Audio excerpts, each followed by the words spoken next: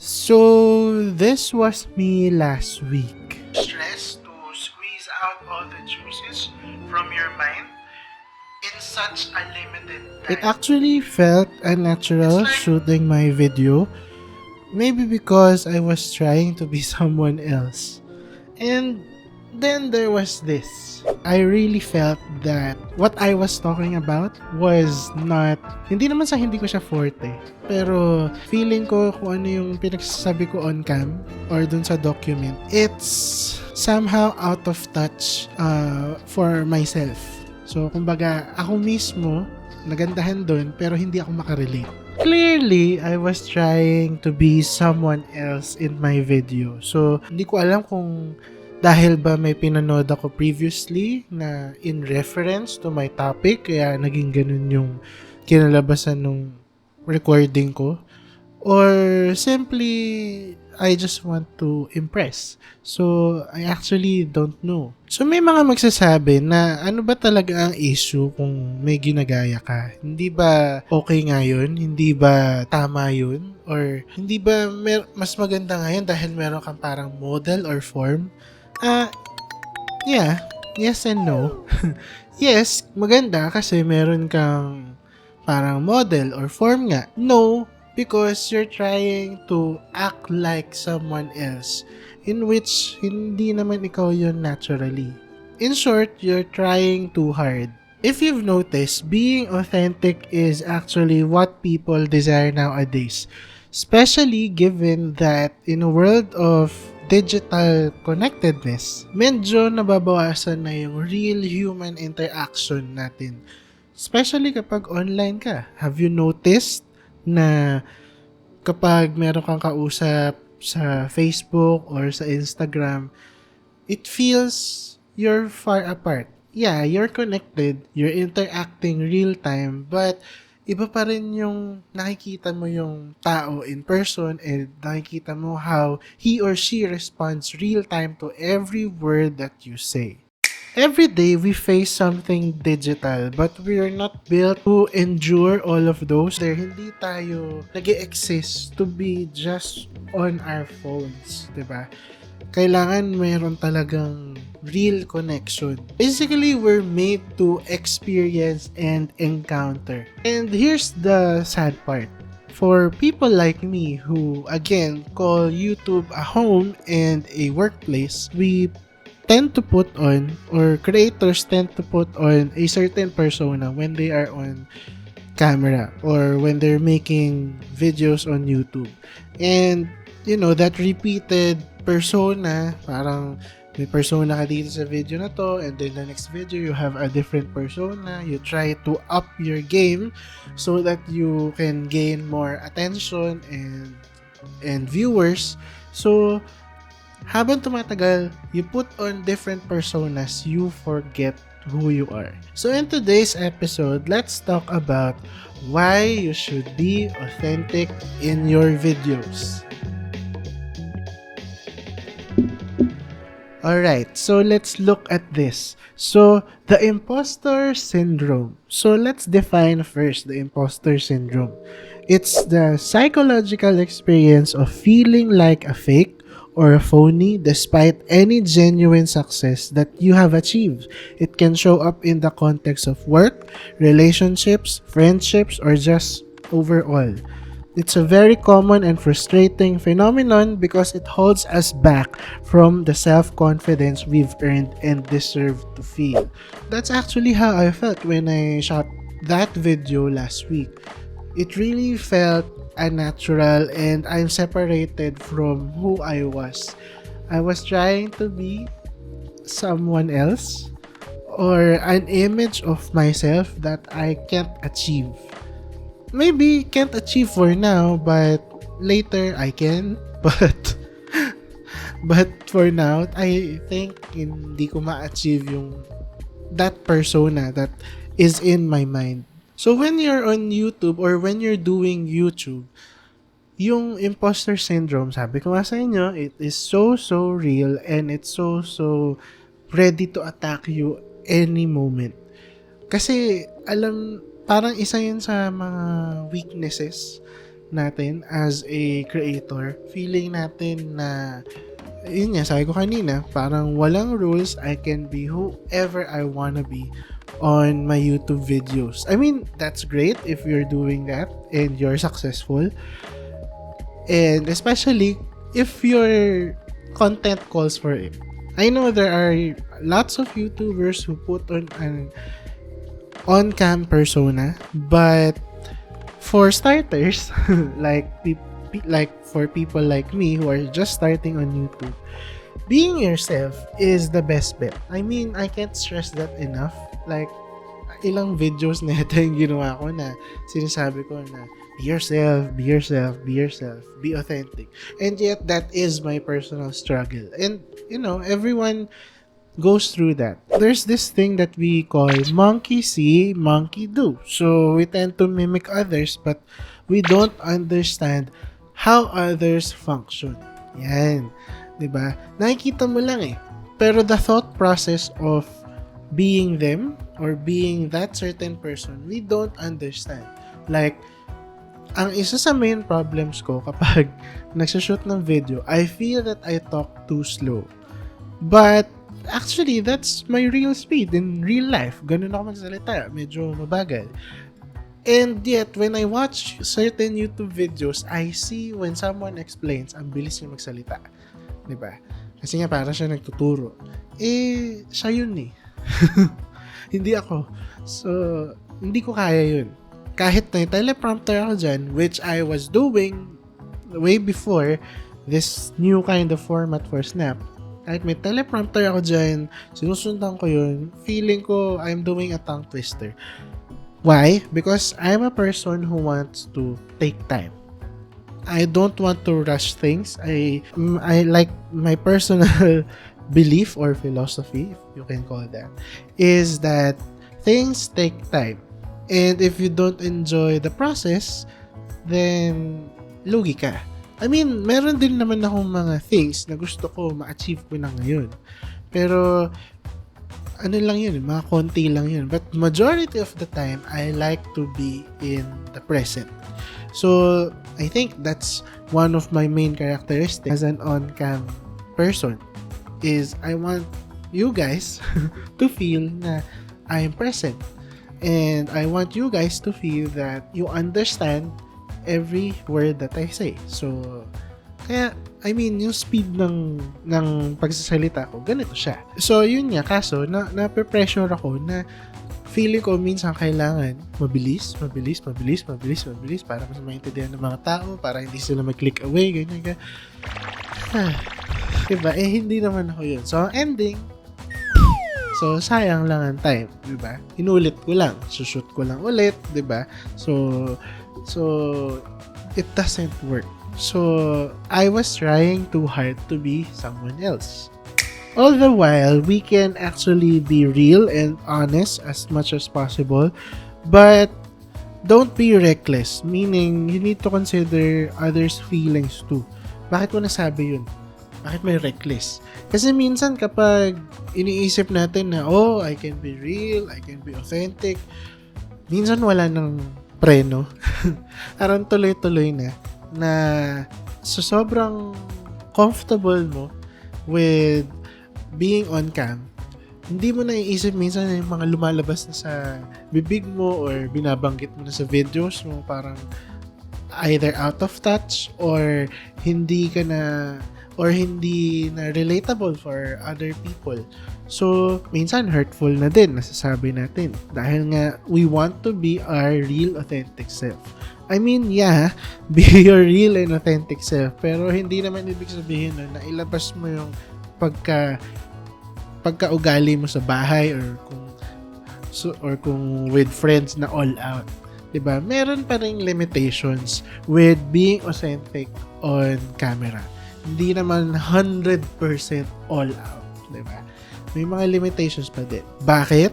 Because we want to be sensitive how other people will feel. And if we keep on being authentic, 100% all out, ang mangyayari niyan minsan reckless na yung kinalalabasan.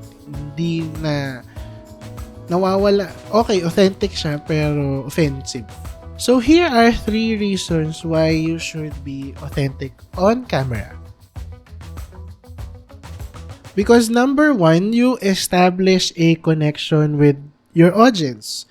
And your audience establishes a connection with you. So, it's a two-way street. Nakapanood na ba kayo ng YouTube videos na parang sobrang overproduced? Like yung sinasabi ko nga yung ang dami niyang effects, ganyan.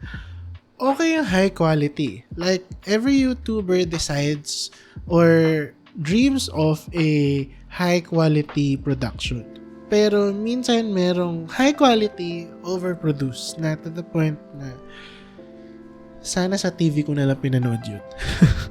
Or sa Netflix. I like how Colin and Samir put it in their podcast when some YouTubers do over or super duper high production materials for YouTube. Because if you'll notice, people on YouTube, they go on YouTube, like they watch it while lying down or while eating or habang nagko-commute, they go there for connections.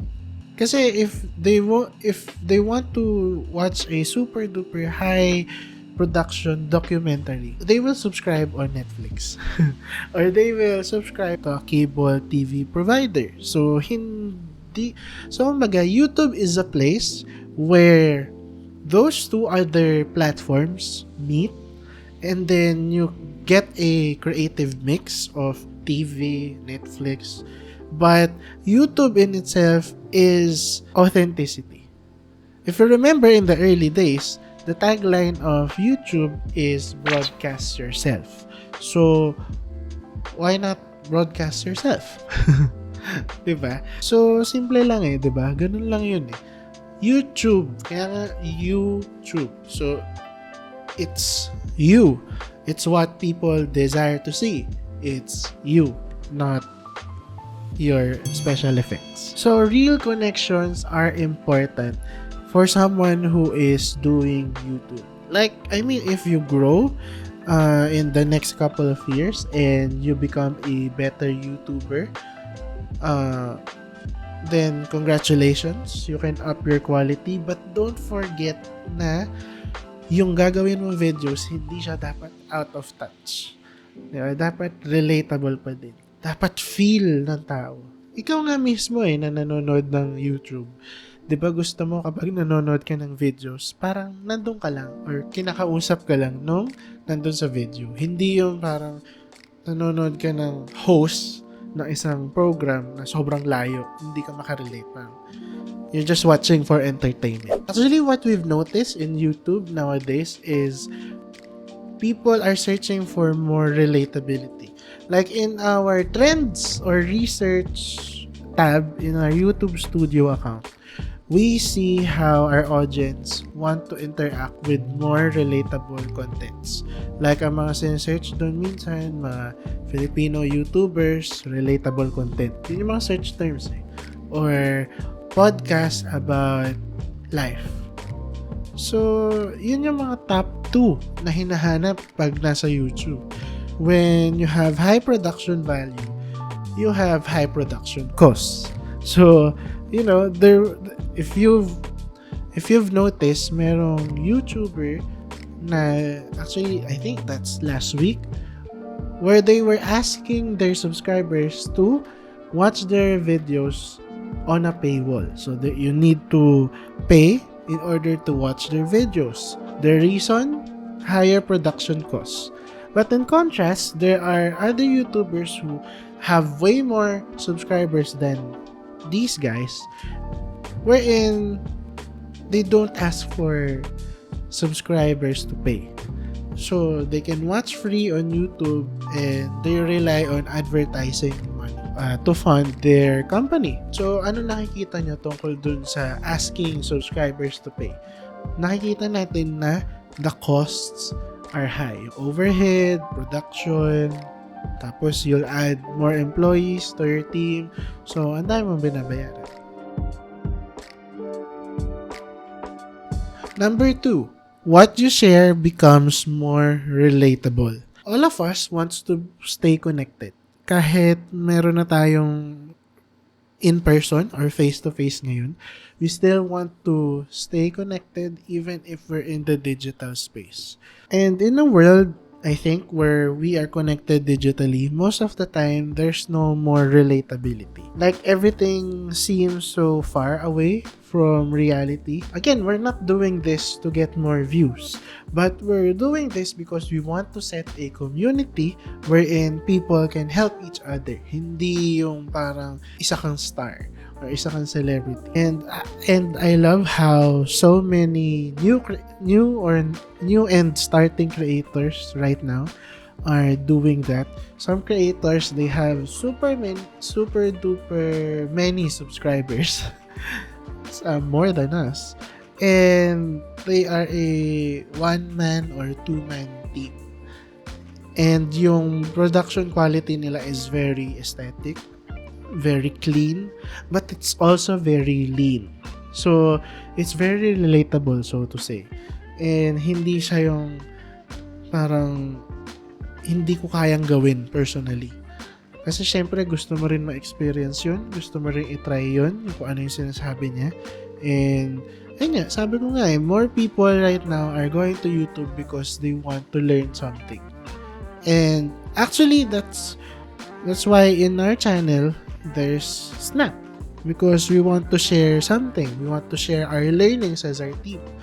And how to make YouTube videos, be creative, how to overcome struggles in certain areas of life. That's why we have this series. But if you've noticed, we also have other programs that cater to a different segment or a different emotion that you like. So, kung gusto mo ng food, travel, games, meron din nun. So, pero important, yun yung sharing and community sa YouTube. So, yun ang number one na dapat tutukan mo if you're a starting creator. It's building a community. Number 3, it puts your vlogging at ease, meaning less stress, more quality. So, you don't have to try too hard. Just like now. Usually, if I shoot a new episode of Snap, it will one raw cut or one raw video would take up to 45 minutes. And the talking time is just 10% of that. So, ang haba. All because, again, I'm trying to be someone else. I'm doing trial and error. I speak a line. Pero yun nga because I had that certain standard in mind that I want my videos to look like this. I want to look like this on camera. Nawawala na yung realness, yung authenticity. And most of the time, hindi ko na alam kung ano yung pinagsasabi ko on camera. Nagiging ano na lang siya, blabber. And alam mo yun, minsan nag-edit ako, masasabi ko na, sinabi ko pala yun. Okay yun na sinabi ko. Kita mo, mismo ako hindi ko matandaan. Kasi nga, it's scripted. Again, no, I have no problem with scripts. But if scripts make you inauthentic or fake, hindi na siya okay. Diba? Dapat wala na lang. Siguro outline na lang. Just like now. So, that's my point. It's way more comfortable. And I feel like from the start, up until now, I've said so much things. Baka nga yung iba makat na hindi na marinig dahil masyado nang hahaba. Pero I feel more relaxed right now. And I like this. Kasi parang kinakausap ko lang kayo. Hindi ko kailangan maging a certain tao na nasa isip ko. Hindi ko kailangan isipin na baka hindi nyo magustuhan kasi I don't talk too fast. Or diba, ang daming sumasagi sa isip mo eh. Pag creator ka, ang daming naglalaban na akala mo ganito, akala mo ganyan. When in actuality, things just need to be simple. Masyado na maraming fake ngayon. Masyado na maraming super duper scripted na tao ngayon. And we just want real connections this time.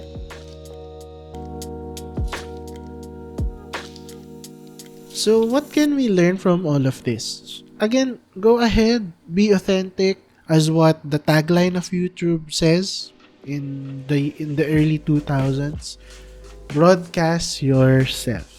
If you've got something to say and you think you can say it on camera and you want other people to know and be inspired by it, say it on camera, upload it on YouTube, and just, again, broadcast yourself. If you're starting, again, don't be pressured by lights and everything. You can begin by stripping down your set and just make it simple. Shoot a video from your bedroom and then that's it. Diba? What's important is what you say. All the special trinkets are just additionals to make your video look more interesting. But in essence, what you share on YouTube is what's important for every video that you make. Your lessons, your life lessons, your experiences, your encounters is what will help people go on with life.